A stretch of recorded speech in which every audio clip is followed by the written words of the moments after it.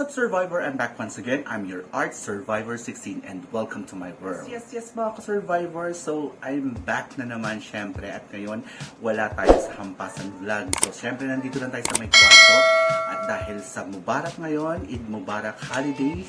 So, syempre, binabati ko, I would like to greet to all my Muslim friends, brothers, sisters, all over the world. Syempre, Eid Mubarak sa inyo. Ayan. So ngayon, dahil sa holiday ngayon, so nandito lang tayo sa may bahay. Hindi tayo lumabas kasi unang-una dahil galing ako sa trangkaso. So kailangan ko munang magpahinga, talagang gusto ko muna ng total rest. Tapos nandito lang tayo sa bahay kasi nga masyadong mainit. Anyways, kaya tayo nandito sa bahay syempre.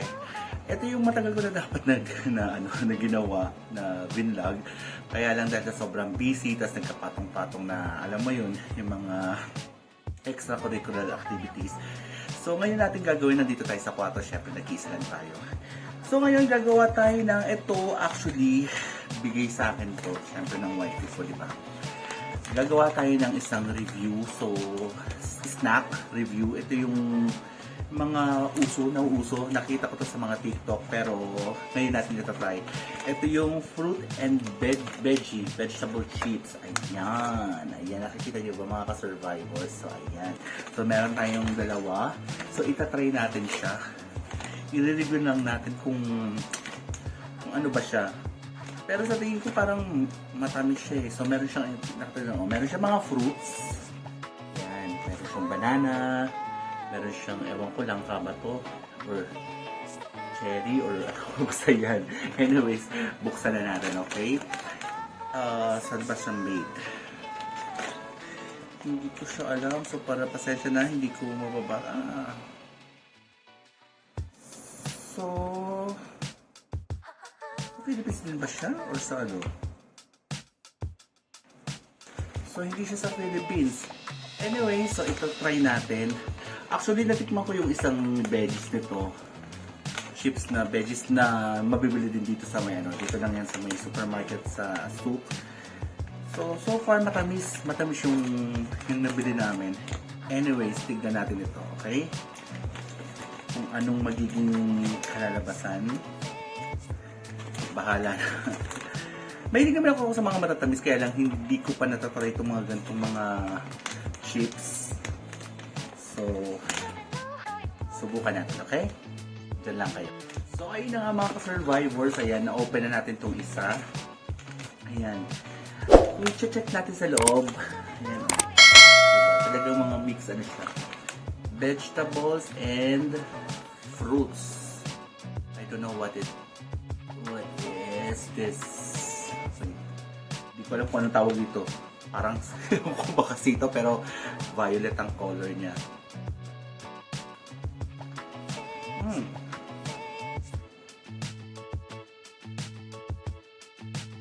Parang siyang parang siyang sweet potato.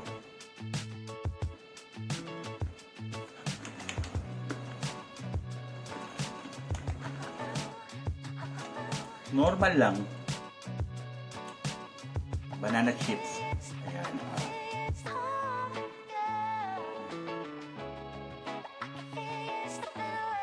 Siyempre normal. Banana chips.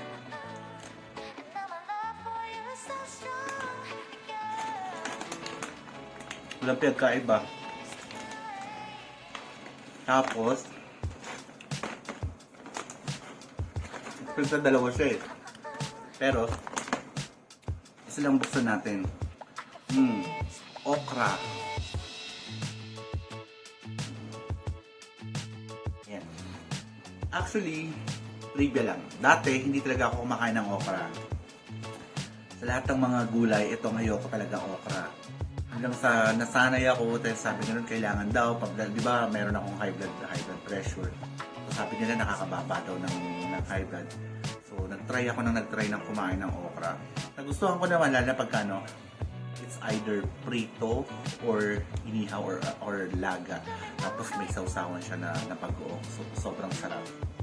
Tikman natin to. Hindi ko alam kung anong lasa na to. Alam mo actually, ang review natin siya, parang ano talaga, yung normal na mga sweet chips, yung mga parang mga banana chips na normal na gano'n, na matamis talaga. Hindi ko alam kung asukal ba yun, sugar ba yun. Anyways, try natin tong okra. Mm.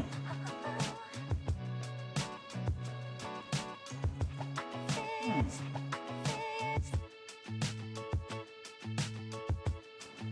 Para siyang ano,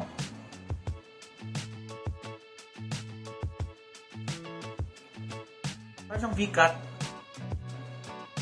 Kalasa ng V-cut. Ito, ano ito? Peanuts? Mani or what? Or duhat? Comment down below ha sa mga nakatikim na nito. Ayan. Sa lahat ng mga nakatikim, mga ka-survivors dyan, comment down below kung ano ba ito. Hindi ko alam. Wala kasing nakalagay kung ano ng mga fruits na ano mga nakalagay dito sa loob. Yan o, meron pa nga siyang lemon, ay ano, lime. Ayun o. Try natin kung ano to.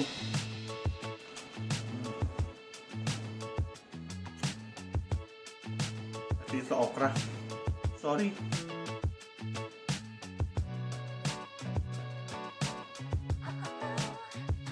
Matigas. Hindi ko siya gusto. Matigas siya. One eternity later.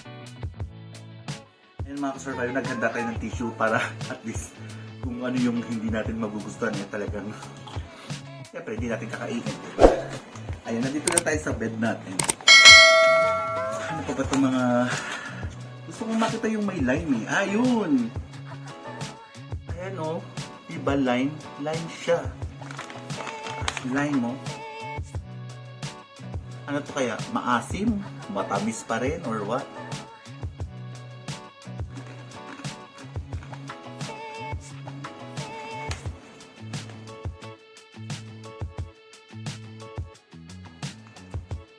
Normal chips.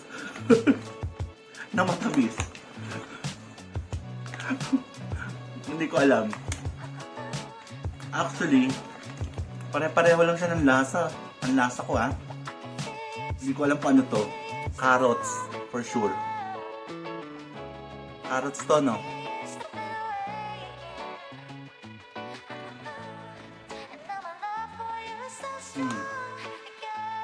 Carrots nga.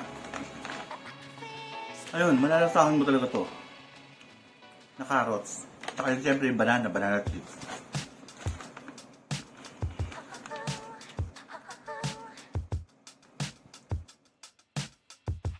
Normal, patatas. Matigas.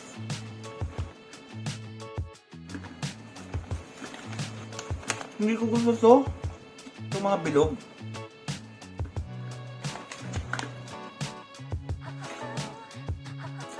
Para siyang duhat. Duhat na talagang super matigas. Ito naman siya, kamote. Kamote talaga siya. Anyways, ayun. Itong okra, okay naman siya.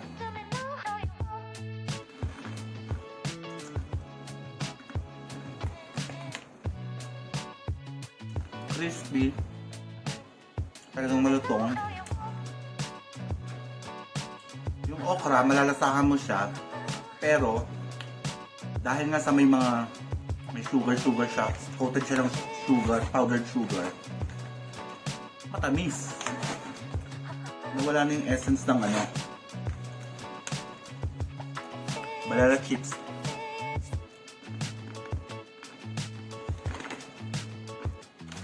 So far, ang masasabi ko lang, it's like a normal chips lang talaga sa atin. Normal lang na snacks. Hindi ko alam kung Thailand ba to or ano. Wala kasi nakalagay eh.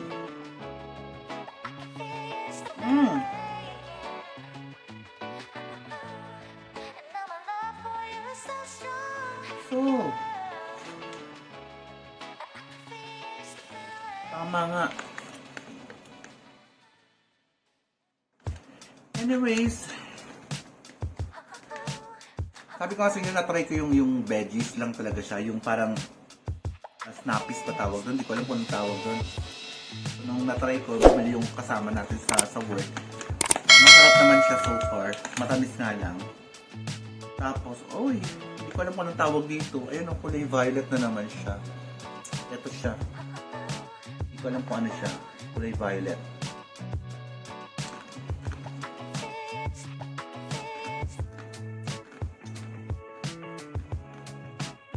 Maalat. Salty naman siya, hindi naman siya matamis.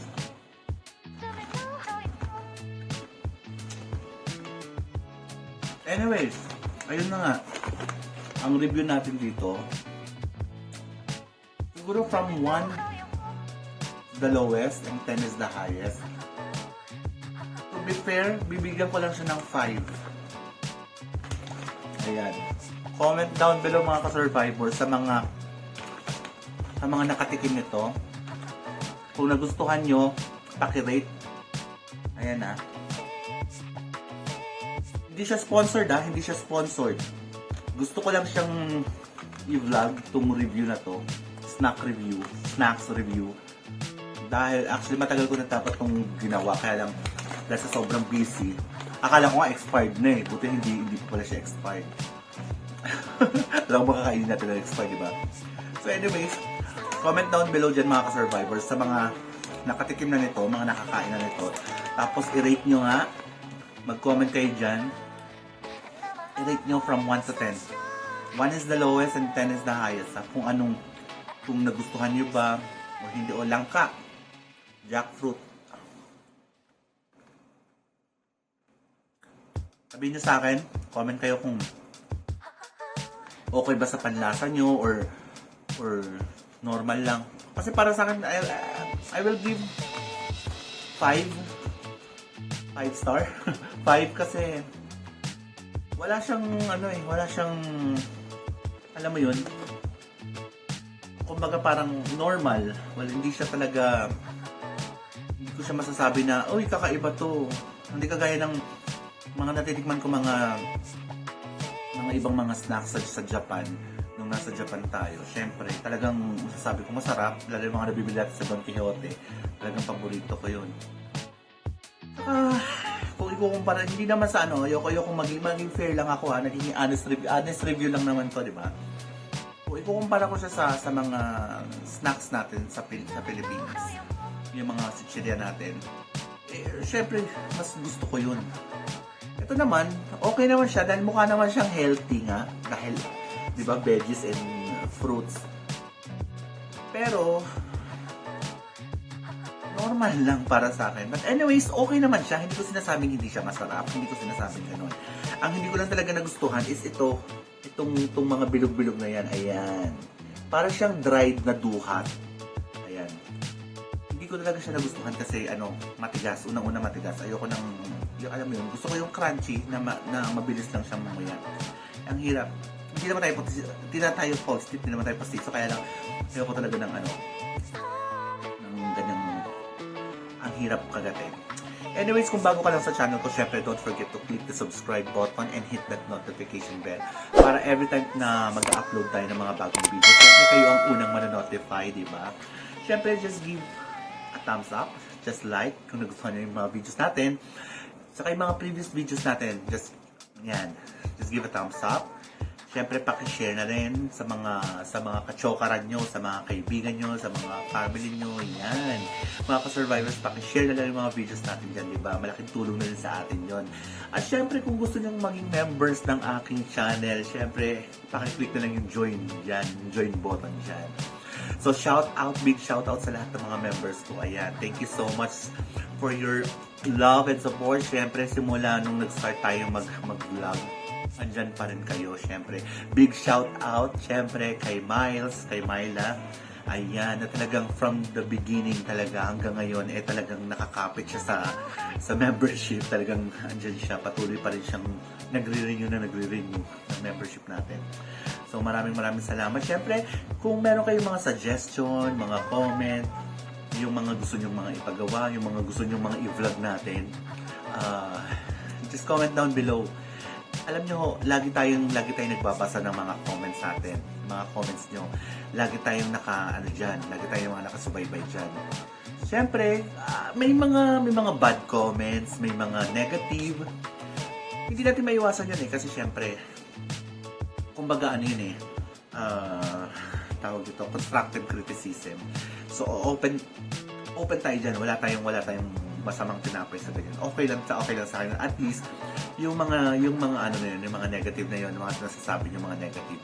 Kumbaga, ginagawa ko siyang motivation para mas mapaganda ko palalo yung channel natin, mas mapaayos sa atin yung content natin. Actually, sa totoo lang, dito sa Doha, Qatar, syempre, being an OFW, talagang hindi siya ganun kadali. Kasi syempre, nakafocus din tayo sa trabaho. Nakakapag-vlog lang tayo. Pagka may mga time talaga tayo, may mga free time tayo. Pagka Friday, ayun, nabablog ko yung volleyball natin. Or pagka rest day naman tayo, nakakapamasyal naman tayo. Kaya lang, limited lang talaga. Hindi talaga, kasi unang-una, wala naman, di ba? Wala naman akong sariling sasakyan dito na para magpunta kung saan lang magpunta, di ba? Anyways, ayun, yun nga sinasabi ko sa inyo. Mag-suggest kayo, mag-comment kung anong yung pwede ko pang gawin na mas mapaganda. Yung mga food vlogs natin dyan, ibang mga food review,